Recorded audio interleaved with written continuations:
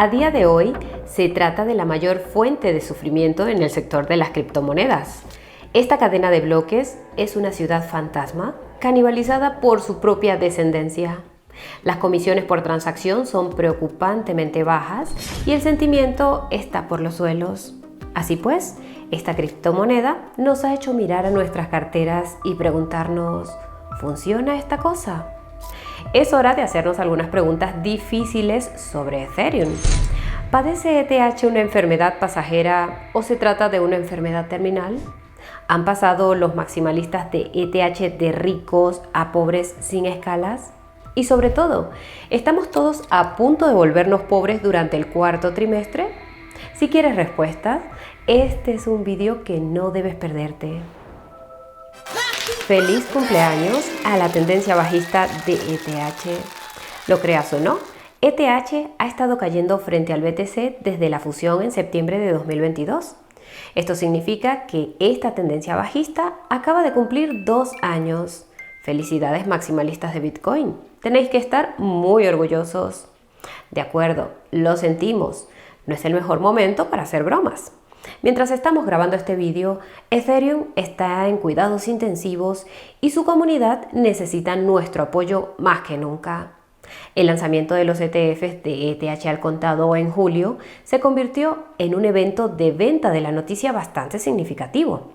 Solo durante las 2 primeras semanas de cotización, ETH se desplomó un 44% frente al dólar. En términos del par ETH-BTC, este desplome dibujó una mecha hasta 0.0367, marcando el mínimo de los últimos 1203 días. Mientras tanto, las métricas de la cadena Ethereum se han hundido a mínimos casi sin precedentes en esta década. Muchos de nosotros deseábamos con ansiedad que llegara el día en el que las comisiones de la red principal de Ethereum se redujeran a niveles razonables. Pero vaya, no era esto lo que queríamos. Las comisiones por transacción están actualmente por debajo de un GWay y los ingresos diarios en Ethereum están por debajo de los $500,000. Hay que rebuscar entre años de datos históricos para encontrar otro periodo con mínimos como estos. Incluso en las profundidades del cripto invierno de 2022, el gas estaba al menos por encima de un GWay y los ingresos por encima de $1 millón al día. Sin duda, podemos decir que el sentimiento en torno a Ethereum es espantoso. De hecho, hemos llegado a un punto en el que la gente ha rogado a Vitalik que dijera algo bueno sobre ETH. Por tanto, es hora de preguntarse, si esto no es un mínimo, entonces, ¿qué es? ¿Cuándo terminará el dolor? ¿Está Ethereum acabado para siempre? Para ayudarnos a dar respuesta a estas preguntas, vamos a tomar prestado un reciente análisis de Bitfinex. Arroja luz sobre el rendimiento tanto de ETH como de sus nuevos ETFs al contado. Este informe nos recuerda que no estamos solos en este duro camino. Puedes pensar en hoy como tu primer día en titulares de ETH anónimos. Yo daré el primer paso. Mi nombre es Marve y tengo un problema con ETH. Por cierto, si quieres saber cuánto ETH tienen los miembros de Coinburo en cartera, nos encantaría invitarte al Club Coinburo. Allí podrás ver la composición y movimientos de nuestras carteras. Por supuesto, esta es solo una pequeña parte del contenido que encontrarás allí. Nuestros socios también disfrutan de vídeos semanales exclusivos de criptomonedas prometedoras de pequeña capitalización y canales de Discord privados donde compartimos a diario los temas más candentes del mercado. Si estás interesado, consulta el enlace de la descripción. Dicho esto, volvamos a ETH. El análisis de Bitfinex destaca el impacto que los ETFs al contado en los Estados Unidos han tenido sobre ETH. Noticia de última hora. Han demostrado ser muy bajistas. Antes de examinar los ETFs en su conjunto, tenemos que hablar de Grayscale, cuyos ETFs han tenido un impacto, ¿cómo lo podríamos calificar?, único en el mercado este año. Para entender cómo y por qué, volvamos al fondo GBTC de Grayscale por un momento. Este fondo se lanzó en 2013 y durante más de una década fue básicamente la única opción para los inversores institucionales que buscaban una exposición indirecta a BTC. Las acciones de GBTC no se negociaban en bolsa, sino a través de mercados OTC relativamente ilíquidos. GBTC también carecía de un mecanismo de reembolso, lo que significa que no se podía convertir en dinero fiat o Bitcoin a través del propio fondo. En su lugar, tenías que encontrar otro inversor que comprara tus acciones.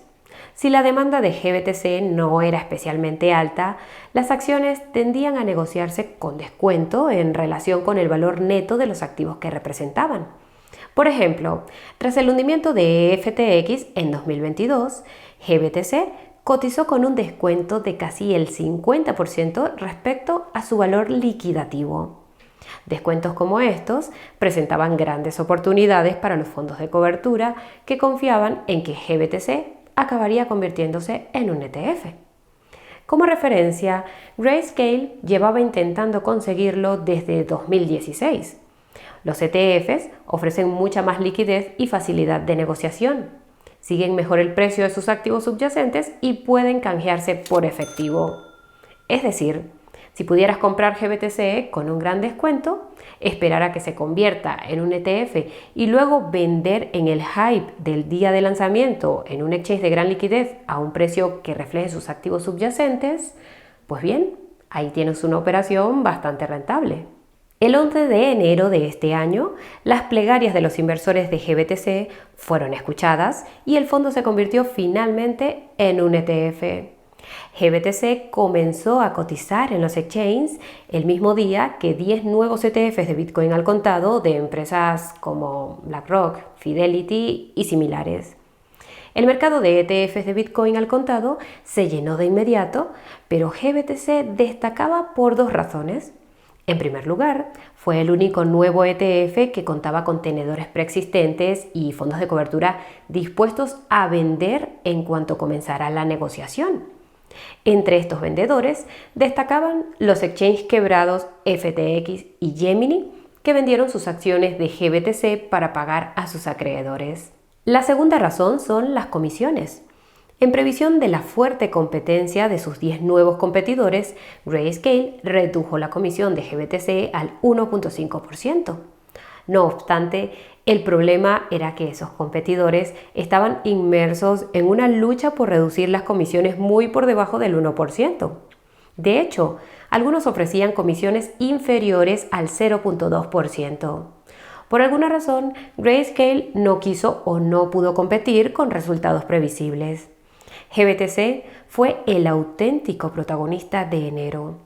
A pesar de las fuertes entradas registradas por los otros 10 ETFs, el éxodo de GBTC hizo que el grupo en su conjunto registrara salidas netas durante más días.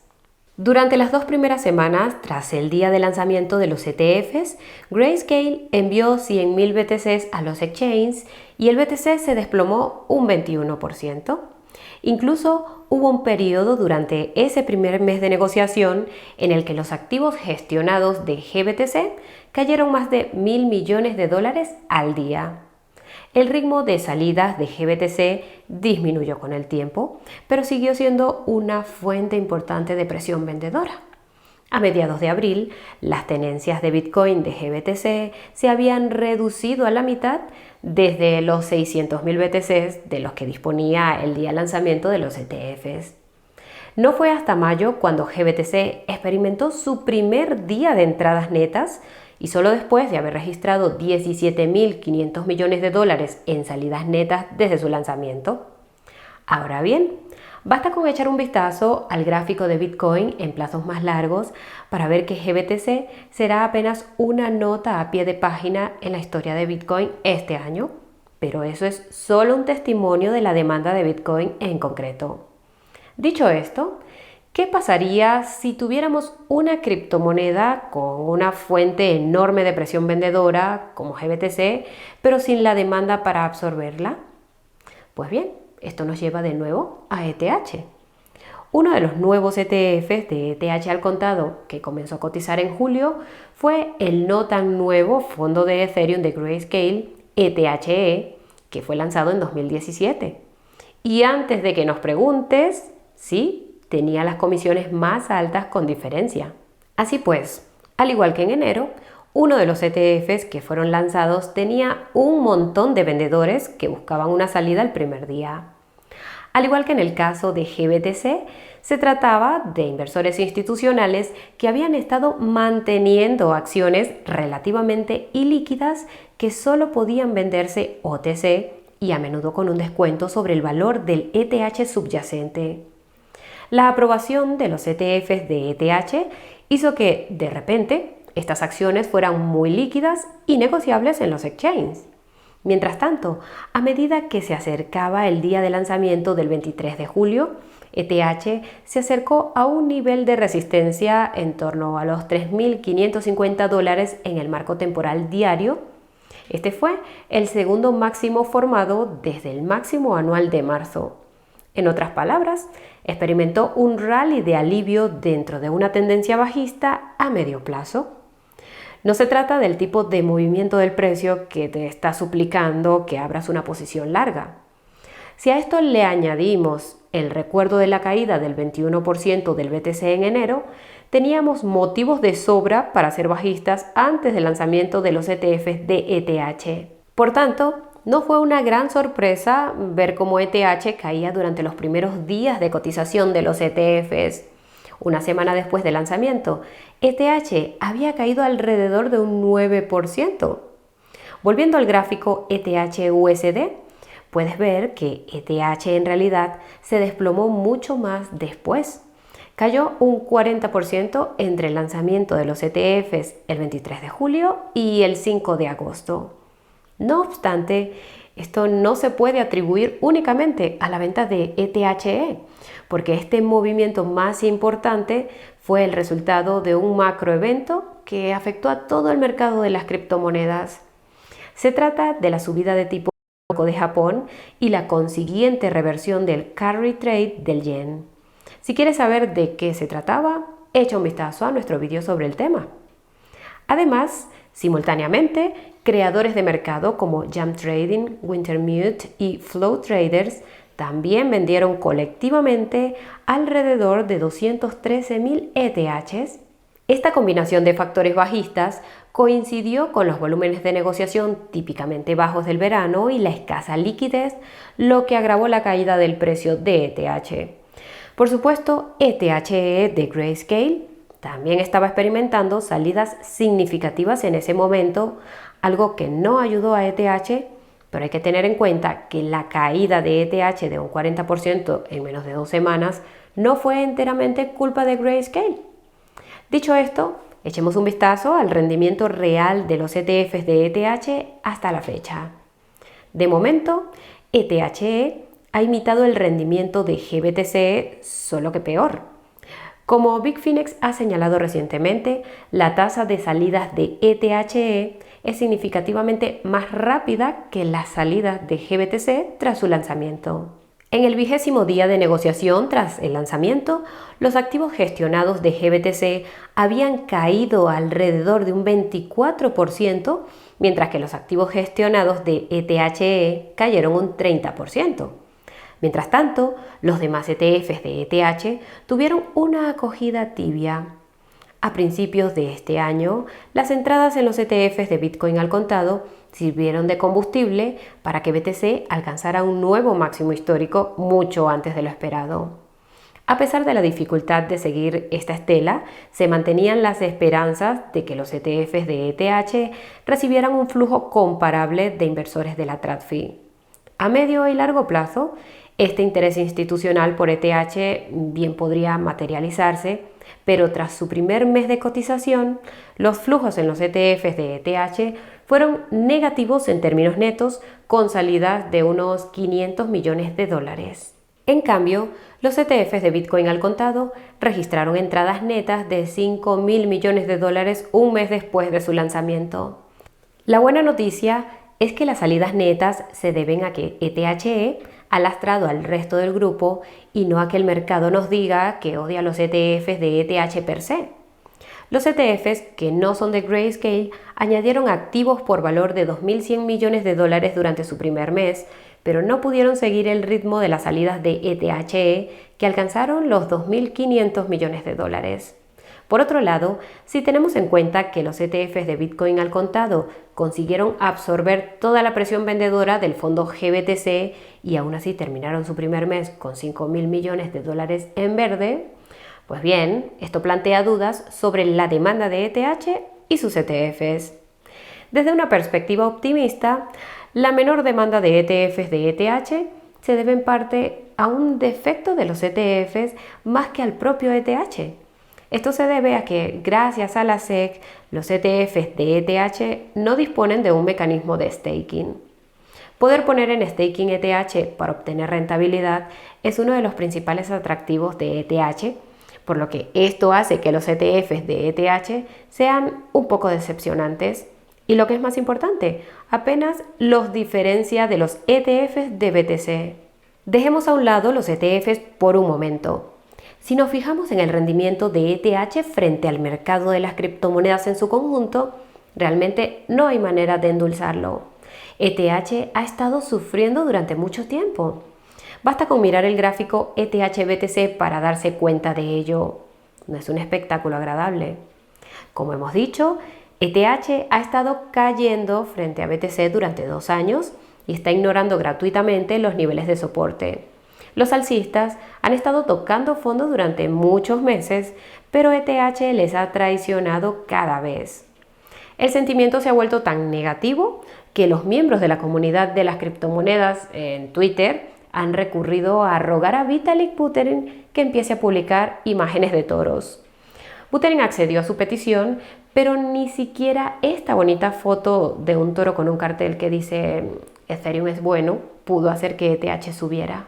Las vibraciones empeoraron a finales de agosto cuando Luke On-Chain alertó a sus seguidores de Twitter de una transferencia de 35.000 ETHs por valor de 94 millones de dólares por parte de la Fundación Ethereum a Kraken. Esto no sentó nada bien en la comunidad. Alguien se dirigió a la cuenta oficial de Ethereum exigiendo, citamos, divulgación de información financiera o irse de paseo. @Ethereum, en serio. ¿Cómo es posible que sea un momento tan oportuno para hacer este tipo de movimientos sin decir ni una palabra? La directora ejecutiva de la fundación, Ayami Yaguchi, respondió que, citamos, forma parte de nuestras actividades de gestión de tesorería. La fundación tiene un presupuesto de unos 100 millones de dólares al año, que en gran parte se compone de subvenciones y salarios, y algunos de los beneficiarios solo pueden aceptar dinero fiat. También indicó que la fundación tenía la intención de realizar ventas graduales en lugar de deshacerse de los 35.000 ETHs a la vez. Ahora bien, ETH cayó otro 15% durante los 3 días posteriores a la transferencia de la fundación Ethereum, pero no creemos que esta caída fuera causada directamente por la venta de la fundación. 94 millones de dólares es una gota en el océano si se compara con el volumen de negociación global de ETH, que rara vez cae por debajo de los 5.000 millones de dólares al día. Teniendo esto en cuenta, la reacción negativa en las redes sociales a la transferencia de ETH de la fundación probablemente tuvo un mayor impacto en el mercado que cualquier venta real por parte de la propia fundación. La transferencia provocó mucho ruido en Internet, pero la triste verdad es que la venta por parte de los desarrolladores es el menor de los problemas de ETH. Las verdaderas razones del bajo rendimiento de ETH a largo plazo son una historia demasiado conocida. Ethereum dio al mundo los contratos inteligentes y al hacerlo dio a luz a la Web3, las dApps, la DeFi y un largo etcétera. Revolucionó el sector y convirtió a ETH en un monstruo de 300.000 millones de dólares de capitalización de mercado. Pero también tiene casi 10 años y así lo parece. Hace ya 4 años y medio que Solana es un Ethereum killer, hábil, rápido y barato. Solana lleva tanto tiempo en el mercado que incluso tenemos varios Solana killers más hábiles, rápidos y baratos. ¿Killers de un Ethereum killer? Espera, ¿eso es alcista para Ethereum? ¿Sabes qué? No importa. La capacidad de Ethereum para seguir el ritmo de sus competidores más potentes se ve seriamente limitada por su tecnología. Los desarrolladores no pueden simplemente instalar un parche para que sea tan fluida como una cadena de bloques que nació ayer. No funciona así. En su lugar, tenemos innumerables capas 2 que compiten entre sí y con la cadena principal por los usuarios y la liquidez. El resultado es una carrera hacia el abismo que ha llevado las tasas de transacción de la capa 2 casi a cero. Esto está muy bien, pero para los compradores marginales, que todos esperamos que vuelvan a las criptomonedas en masa, es demasiado. Sobre todo cuando se puede descargar Phantom y pasar un buen rato sin tener que aprender lo que es una capa 2 y mucho menos cómo pasar activos a una. El argumento a favor de las capas 2 es que su velocidad y bajo coste facilitarán su adopción a gran escala. Habrá tantos nuevos usuarios y transacciones que las bajas comisiones seguirán generando ingresos decentes. Al incorporar a millones de nuevos usuarios al ecosistema de Ethereum, la demanda de ETH se filtrará desde las capas 2. Esto podría suceder algún día, pero el gráfico de ETH sugiere que aún no ha sucedido. Podríamos seguir enumerando explicaciones para la débil evolución de los precios de ETH durante todo el día, pero hay un resquicio de esperanza poco discutido: el hecho de que la narrativa tiende a seguir el precio, no al revés. Esto no significa que las narrativas no tengan peso. Es cierto que Ethereum tiene casi 10 años y muchos competidores nuevos. Es cierto que las capas 2 son una forma incómoda de escalar su producto. Y es cierto que las salidas del ETF de Grayscale han eclipsado todas las entradas de los otros ETFs de ETH combinados. Pero también es cierto que una gran vela verde en el futuro podría hacer que todos estos hechos parezcan completamente irrelevantes. Ya sea este año o el próximo, las criptomonedas volverán a subir con fuerza y ETH también lo hará. Sí, es poco probable que supere a otras altcoins más nuevas y brillantes, pero nosotros no tomaríamos una posición corta. Y hasta aquí el vídeo de hoy. Haznos saber en los comentarios cómo se comportará ETH en el cuarto trimestre. Pulsa el botón de me gusta si estás deseando ver una subida de Ethereum y no olvides suscribirte y activar la campanita de notificaciones para no perderte nuestros próximos vídeos. Como siempre, gracias por acompañarnos hasta el final. Nos vemos en un par de días. Chao, chao.